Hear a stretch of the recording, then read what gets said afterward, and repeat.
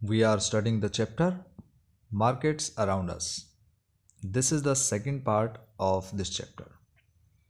In the previous video, we discussed about different kinds of markets. Today, we'll cover two topics in this video, shopping complexes and malls, and the second topic of this video will be chain of markets. So let's start today's video with the topic shopping complexes and malls. Dear students, so far we have seen two kinds of marketplaces, weekly markets and markets in our neighborhood. And in the previous video we discussed the difference between two kinds of these markets, weekly markets and markets in our neighborhood. There are other markets in the urban area that have many shops, popularly called shopping complexes, also called malls. These days, in many urban areas, you also have large multi-storied air-conditioned buildings with shops on different floors known as malls. In these urban markets, you get both branded and non-branded goods, as you have read in this chapter on advertising. Branded goods are expensive, often promoted by advertising and claims of better quality. The companies producing these products sell them through shops in large urban markets and at times through special showrooms as compared to non-branded goods. Fewer people can afford to buy branded ones. So dear students, now we'll understand the advantages and disadvantages of shopping complexes or malls. Here you can see advantages and disadvantages of shopping complexes. Advantages. What are the benefits or advantages or positive points of shopping complexes? Shopping complexes are a hub of shops within a defined area. It means at one place you will find almost all the things to purchase. Malls, air-conditioned multi-storied buildings with shops on each floor. And you can move and search different kinds of things, and you can spend many hours in this kind of multi-storied buildings because of air conditioning, right? These are very comfortable and you will feel better in comparison of the open markets, right? So you will be preferred to go in the shopping complexes or the malls. Next one is have branded materials with superior quality. It means here whatever you are going to purchase, so you will have the options to purchase the branded materials, branded clothes, branded shoes, different kinds of branded material that will be having the better quality or superior quality. After that, they house a number of big company showrooms selling all kinds of goods. So many products you can find here, big showrooms having different kinds of materials. These are the advantages. Disadvantages. The branded goods are very costly, very expensive, right? Second thing, fewer people can afford to buy branded goods. All the people cannot purchase these branded goods. Only a few people can afford. Bargaining in these shops is not allowed or not possible as they have fixed rates.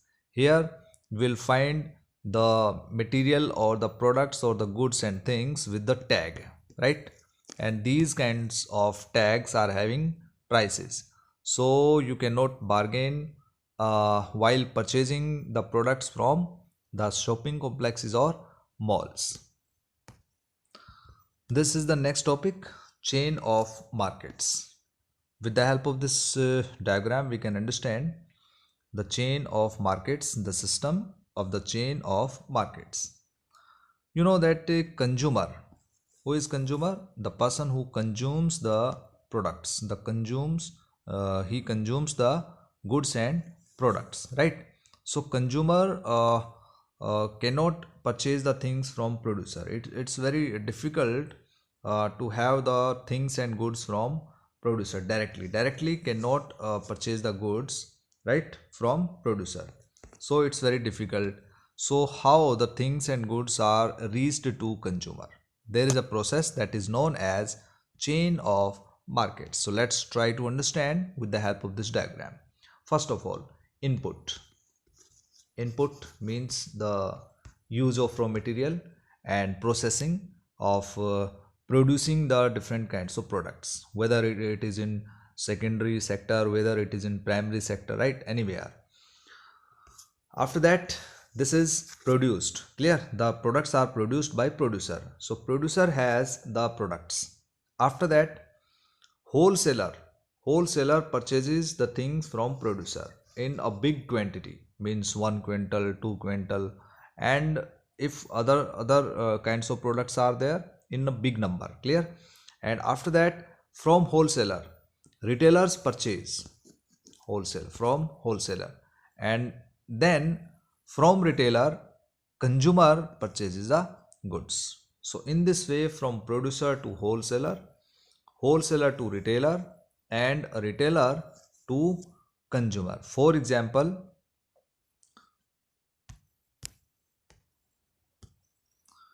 every city has areas for wholesale markets. This is where goods first reach from producers and are then supplied to other traders. The roadside hawker whom you read about earlier would have purchased a large quantity of plastic items from a wholesale trader in the town. He in turn might have bought these from another, even bigger wholesale traders in the city. You can see here, this is the map of Delhi. These are very 4 big wholesale markets. Clear? 4 of the 10 wholesale markets in the city. Ajadpur Mandi, it's very famous for vegetables. Daryaganj Mandi, Keshopur and Okhla wholesale markets for clothes, etc. So the city wholesale trader would have bought a large quantity of plastic items from the factory and stored them in a godown. In this way, a chain of markets is set up. When we purchase, we may not be aware of the chain of markets through which these goods travel before they reach us. Look again this diagram, chain of markets. Producer carries the products, goods and things from the fields and from the producing points or manufacturing points to the large wholesale markets. And in the markets, wholesalers purchase the products from the producers, and wholesalers, with the help of transport, clear, retailers get the things from wholesalers, and retailers carried to the consumers through different kinds of shopkeepers and hawkers, etc. So in this way, the products are reached to consumers from a long process that is known as chain of markets. Let's discuss about one more example, Aftab, the wholesaler in the city. Aftab is one of the wholesale traders who purchases in bulk, means in big amount. His business starts around 2 o'clock in the morning when vegetables reach the market. This is the time when vegetable market or mandi starts buzzing with activity. You have seen sabji mandi so many times. So it starts in the midnight, right? Around the midnight. The vegetables come in trucks, matadors, tractor trolleys from farms, both near and far. Soon the process of auctions begins. Auction is the process where the traders, different traders want to buy the things, right, at a bargained price. Aftab participates in this auction and decides what he will buy.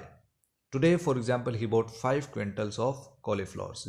This is the big amount of cauliflower. 10 quintals of onions. This is also in bulk.